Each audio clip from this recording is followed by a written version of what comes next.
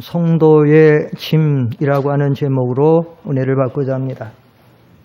사도 바울은 오늘 성도들이 져야 될 짐에 대해서, 또 성경에는 지지 말아야 될 짐에 대해서 우리에게 교훈해 주는 말씀들이 많이 있습니다. 먼저 사도 바울은 우리 성도들이 져야 될 짐에 대해서 소개하고 있는데, 어떤 짐을 져야 되는가 하면 첫째는 자기의 짐을 져야 된다라고 말하고 있습니다. 5절에 보면 각각 자기의 짐을 질 것이다. 짐이 있는데 여러 종류의 짐에서 먼저 성도들은 각각 자기에게 할당된 자기의 짐을 져야 된다고 사도 바울은 소개하고 있습니다. 여기서 말하는 짐이라고 하는 것은, 자기의 짐은 자기가 감당해야 될 책임과 의무와 사명에 대한 짐을 가리키는 것입니다. 사람들이 인생의 삶을 살아가다 보면 가정에서나 사회생활 속에서나 교회 생활에서 자기가 꼭 감당해야 될 책임이나 의무, 사명의 짐이 있습니다. 가정으로 말하면 남편은 남편으로서의 책임과 의무가 있고, 아내는 아내로서의 책임과 의무가 있습니다.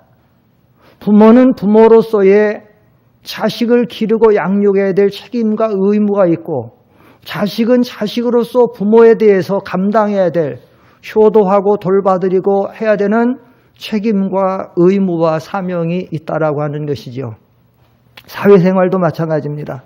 사장이 져야 될 책임이 있고, 직원이 가져야 될 책임이 있고, 학교도 스승이 가져야 될 책임이 있고, 학생들이 져야 될 책임이 있는데, 어떤 가정이 행복한가?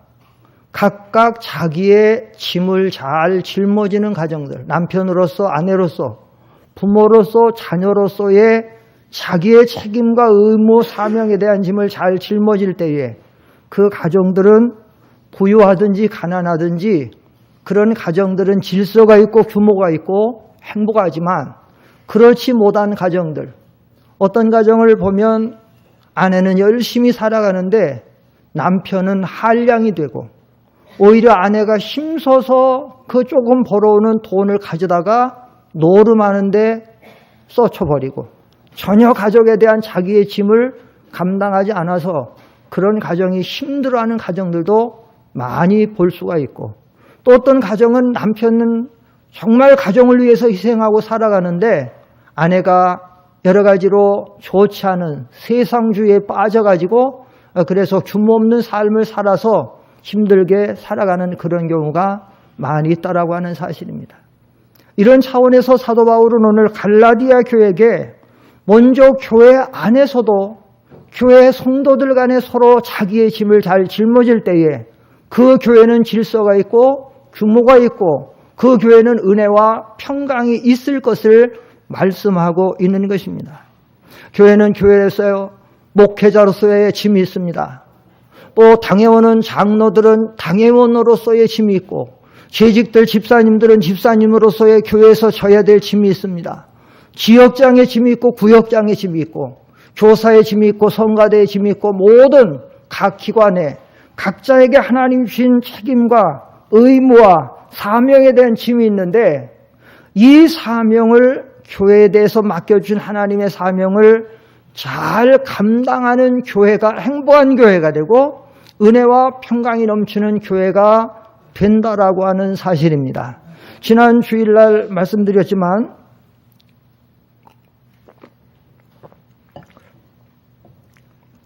안디옥 교회는 선지자로서, 교사로서 각각 위치에서 자기들의 사명을 잘 감당하는 좋은 일꾼들이 있었기 때문에 안디옥 교회는 훌륭한 교회가 되고 가장 이상적이고 아름다운 교회가 되어졌다라고 하는 사실입니다. 그런데 교회에 보면 어떤 이들은 자기가 져야 될 책임에 대해서 전혀 무관심하고 소홀히 하고 책임을 지지 않는 직분자들이 더러더러 많이 있습니다. 이런 사람들을 가리켜서 우리는 무책임한 사람이라고 하죠. 적어도 우리가 하나님의 교회의 책임과 직분과 사명과 의무를 맡았다라고 하면 그 내가 맡은 사실에 충성을 다해야 됩니다. 그래서 고린도전서 4장 2절에 보면 맡은 자에게, 앞에 보시고 다 같이 시작. 그리고 맡은 자들에게 구할 것은 충성. 맡은 자는 자기가 맡은 사명과 책임과 의무에 대해서 충성해야 된다고 성경은 말하고 있습니다. 여러분은 오늘 하나님이 여러분에게 맡겨주신 교회에 대한 사명, 의무, 직분에 대해서 충성하고 계십니까? 하나님이 보실 때에 충성되다고 인정받을 만합니까? 어떤 이들은 그런 경우가 있어요. 자기의 마음에 맞고 자기가 어떤 좋은 환경 속에서는 하나님의 일에 열심을 내고 잘하다가 자기에게 맞지 아니하고 자기 의견에 맞지 아니하고 자기의 뜻대로 되지 아니하고 또 그것이 귀찮고 힘들고 손해가 되는 그런 경우에는 뒤로 물러가서 자기의 사명을 잘 감당하지 않는 사람들이 많이 있어요. 그 사람들은 충성된 사람 아니에요. 하나님은 그런 사람들을 기뻐하지 않아요. 에베소 6장 24절에 보면 사도 바울은 어떤 사람들에게 은혜 주시는가 앞에 보시고 시작. 우리 주 예수 그리스도를 변함없이 사랑하는 모든 자에게 은혜가 있을지어다. 변함없이. 주님을 사랑하는데 변함없이. 교회를 사랑하고 교회를 위해서 봉사하고 내 책임과 사명과 의무를 감당하는데 내 뜻에 맞든지 안 맞든지 나에게 좋든지 안 좋든지 그래도 나의 사명과 의무와 책임은 하나님이 맡겨주신 줄 알고 변함없이 주님을 사랑하는 마음으로 하나님의 교회에 맡은 일에 충성을 다할 때 하나님이 기뻐하실 줄 믿습니다. 근데 오늘날 한국교회는 정말로 많은 사람들이 이렇게 목회하면서 보면 너무도 많은 사람들이 자기에게 맞으면 열심히 하고 좋아하고 잘하지만 맞지 않을 때는 그렇지 않은 사람들이 너무 한국교회에 많다는 거예요. 많아요. 여러분 자신 한번 살펴보세요. 나는 나한테 맞든지 맞지 않든지 내 기분에 맞든지 맞지 않든지 나는 정말로 하나님 맡겨주신 일에 충성을 다하고 있는지 희생을 다하고 있는지 내 사명과 직분에 대해서 잘하고 있는지 목회하면서 정말로 많이 봅니다. 정말로 많이. 믿음이 있는 것 같은데 믿음이 있는 줄 알았는데 그런데 자기하고 맞지 않고 자기 기분에 맞지 않으면 하나님의 일을 도외시하고 멀리하는 사람들이 너무도 많다는 거예요. 너무도 많다는 거예요. 다 자기를 구하고 그리스도 예수의 일을 구하지 않는 사람들이 너무나도 많다고 하는 것입니다. 느헤미야 3장 4절로 5절에 보면 안타까운 말씀이 그 기록되어 있는데 한번 읽어보십시다. 앞에 보시고 시작. 그 다음은 학고스의 손자 우리아의 아들 무레못이 중수하였고 그 다음은 무세사벨의 손자 베렉의 아들 무돌람이 중수하였고 그 다음은 바나의 아들 사독이 중수하였고 그 다음은 드고아 사람들이 중수하였으나 그 귀족들은 그들의 주인들의 공사를 분담하지 아니하였으며 여기 앞에 1절, 2절, 3절, 4절, 5절, 6절 쭉 나오는데 계속해서 하나님이 느헤미야 총독을 보내가지고 무너진 이스라엘의 성곽을 재건하고 있어요. 그런데 그 재건할 때 여기서부터 여기까지는 어떤 사람들이 중수하고 여기는 어떤 사람들이 중수하고 어떤 사람들이 이렇게 쭉 해오는데 5절에 가면 그 다음은 드고아 사람들이 중수했는데 그 귀족들이 그들의 주인들의 공사를 분담하지 않는 얼마나 안타까워. 잘 해오는데 한쪽 가서는 귀족이라고 하는 사람들이 귀족이라고 하는 뭐 때문에 안 했는지 뭔지 모르지만 안 했단 말이에요. 그 다음 6절에 보면 또 다 가고 해나가고 해요. 쭉 다 했으며 얼마나 안타까워요. 왜 남들이 다 하는데 자기는 안 하느냐 이거. 응? 자기의 책임과 사명과 의무를 왜 감당 안 하냐. 이런 사람이 돼서는 안 된다는 거예요. 우리는 다 같이 지금 하나님의 교회를 위해서 우리는 하나님의 성곽을 세우고 하나님 나라의 의를 이루어가는데 내가 거기서 빠지고 내 책임과 사명과 의무를 감당하지 않으면 안 된다고 하는 사실입니다. 두 번째로 사도 바울은 어떤 짐을 져야 되냐고 말씀하고 있냐면 서로 짐을 나눠서 져야 된다라고 말하고 있어요. 오늘 여기 갈라디아 6장 2절을 다 같이 읽어보겠습니다. 갈라디아 6장 2절 시작. 너희가 짐을 서로 지라 그리하여 그리스도의 법을 성취하라. 여기 성경에 보면 서로 져야 될 짐이 있다. 서로 져야 될 짐. 서로 각자가 나누어서 져야 할 짐이 있다고 사도 바울은 여기 소개하고 있습니다. 이 사회에 보면 자기 짐을 자기가 질 수 없는 사람들이 많이 있습니다. 가령 예를 들면 한 가정에서 자기 짐을 질 수 없는 어린 아이들이 있죠. 어린 아이들은 인생의 삶에서 자기의 짐을 질 수가 없어요. 그럼 그 짐을 누가 집니까? 부모가 져야 되죠. 먹여주고 닦아주고 입혀주고 교육시켜서 그래서 부모가 그 어린아이들의 짐을 질 때에 그 어린아이가 살아갈 수가 있는 거예요.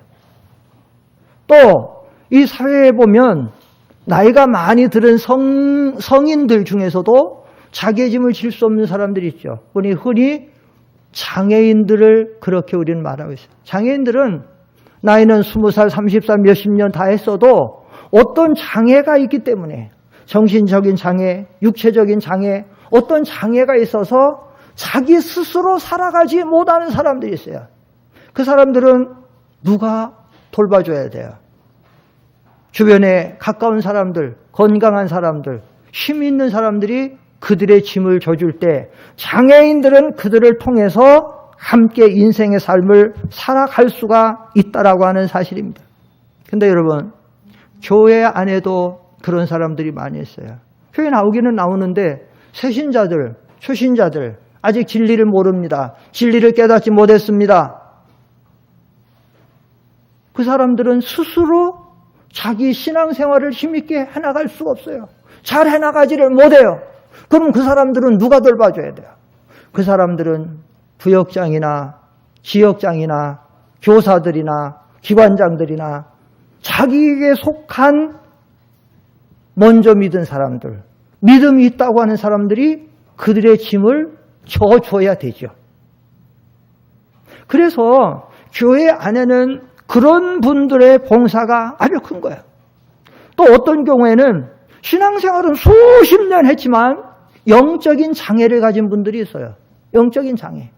그분들은 전혀 옆에 사람들이 걷어주지 않고 돌봐주지 않으면 스스로 믿음의 길을 걸어갈 수 없는 사람들이 있어요. 그 사람들 누가 돌봐줘야 돼요? 믿음이 강한 사람. 그래서 로마서 15장 1절이 아주 중요한 말씀인데 앞에 보시고 다 같이 시작. 믿음이 강한 우리는 마땅히 믿음이 약한 자의 약점을 담당하고 자기를 기쁘게 하지. 제가 좀 목 상태가 좀 안 좋아갖고 믿음이 강한 우리는 마땅히 믿음이 약한 자의 약점을 담당하고 이것이 서로 짐을 짓는 거예요. 나누어 지는 거예요. 그래서 구역장들, 지역장님들이 봉사를 많이 해야 되는 거예요. 잘 살펴야 되는 거예요. 지역장들이 열심히 하면 지역 식구들이 믿음이 약한 사람이 신앙생활 잘해요. 근데 어떤 지역장들은 전혀 도외시하고 있어요. 잘 못해요. 그러다 이탈하고 빠져도 별로 신경 안 써요. 그럼 잘 못해요. 지역장의 큰 책임을 놓치고 있는 거야. 잘못하는 거야. 하루만 빠져도 관심을 가지고 전화하고 신방 가고 돌아보고 나오게 하고 만들고 어떤 사람은 열심히 해갖고 자기 지역 식구가 저녁 예배도 나오게 하고 새벽 예배도 나오고 그런 경우도 있어요. 지역장들이 열심히. 그런 봉사가 필요하다는 거예요. 가정에서도 믿음의 호주들이 있어요. 믿음이 약한 사람이 있어요. 믿음이 약한 자녀들이나 남편들이나 이런 경우를 잘 믿음이 강한 자가 담당할 때에 그들이 교회 생활을 잘 할 수가 있는 거예요. 또는 오늘 여기 1절에도 나오지만 범죄하고 잘못한 그런 사람들도 교회에서 사랑으로 잘 받아주고 인도해서 이 법을 성취하라. 2절에 보면 너희가 짐을 서로 지라 그리하여 그리스도의 법을 짐을 서로 져주는 것이 그리스도의 법을 성취하는 거예요. 이 그리스도의 법은 무슨 법이에요? 이건 사랑의 법이에요. 사랑의 법.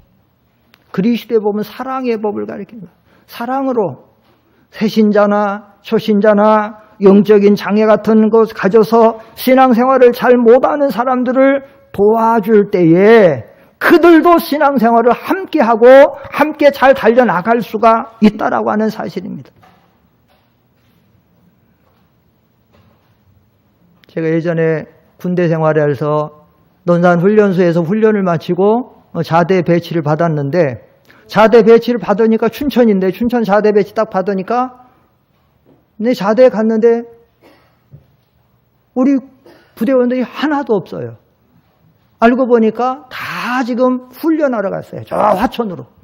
내 자대는 춘천인데. 그래가지고 그 다음날 군대 차를 타고 트럭을 타고 화천에 도착했는데 밤에 도착했어요.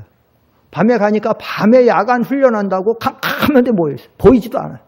그래서 딱 도착했더니 거기서 신병 왔다고 노래 일반 장전해갖고 발사해갖고 노래시키더라고. 그래서 노래를 했어요. 비목이라고 하는 걸 한번 했어요. 제가 신학교 다니다 갔으니까. 그리고 그 다음 날부터 훈련을 받는데 훈련이 얼마나 힘든지요. 공병인데 공병.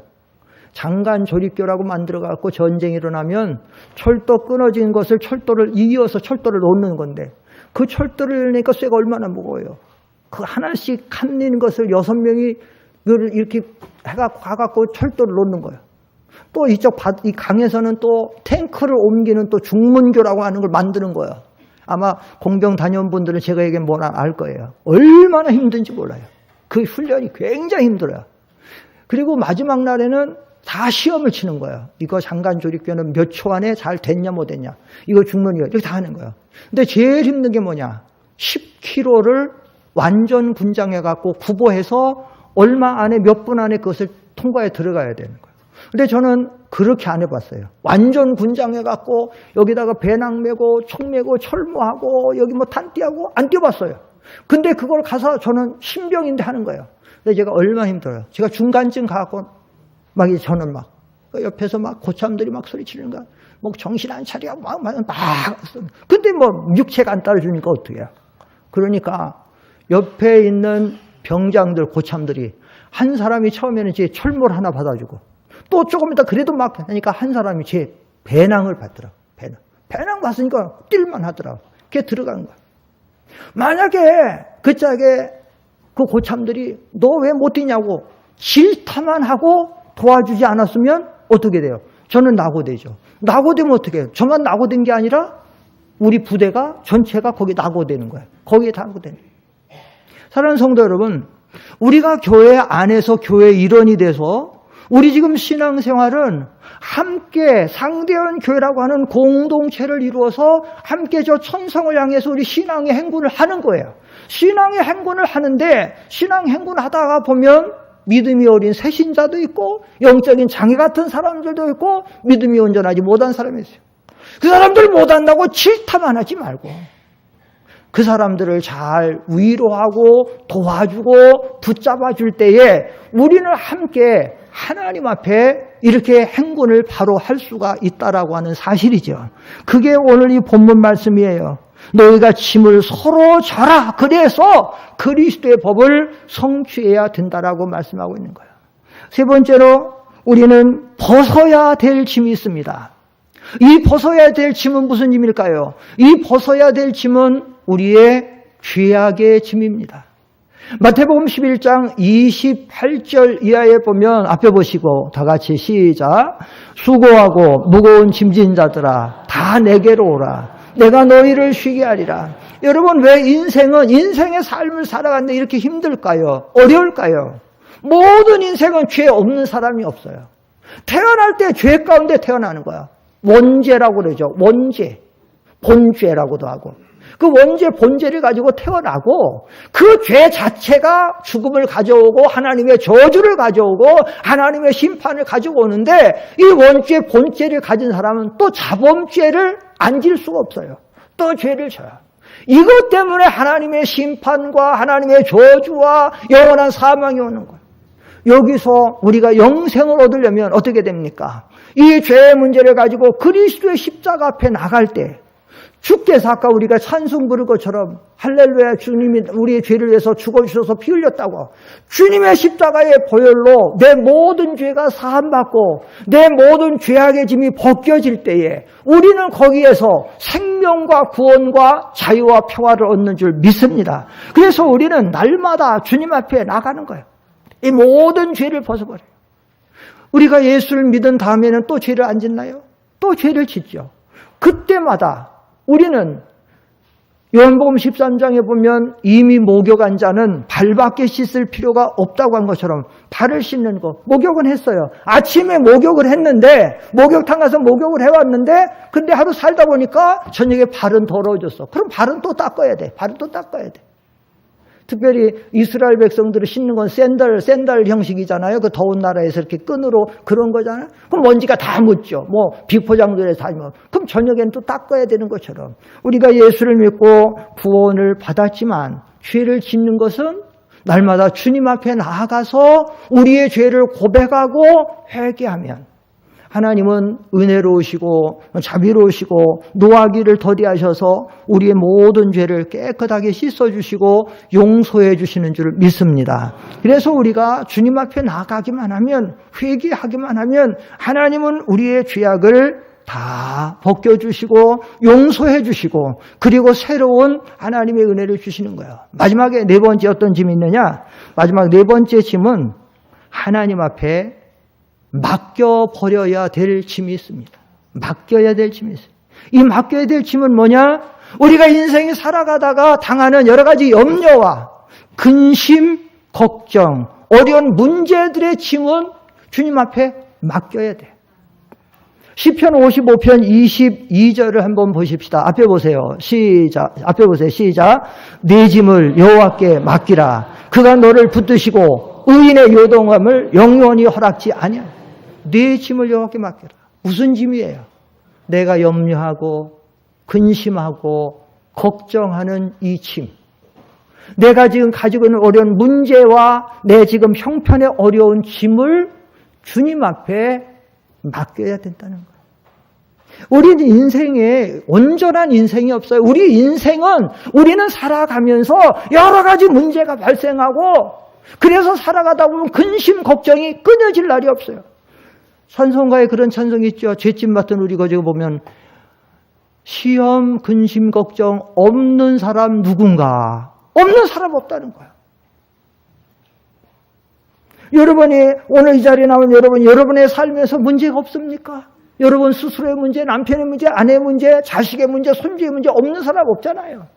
그렇다고 그거 가지고 날마다 괴로워하고 걱정하고 근심하고 그러면 그렇게 근심 걱정하면 문제가 해결되나?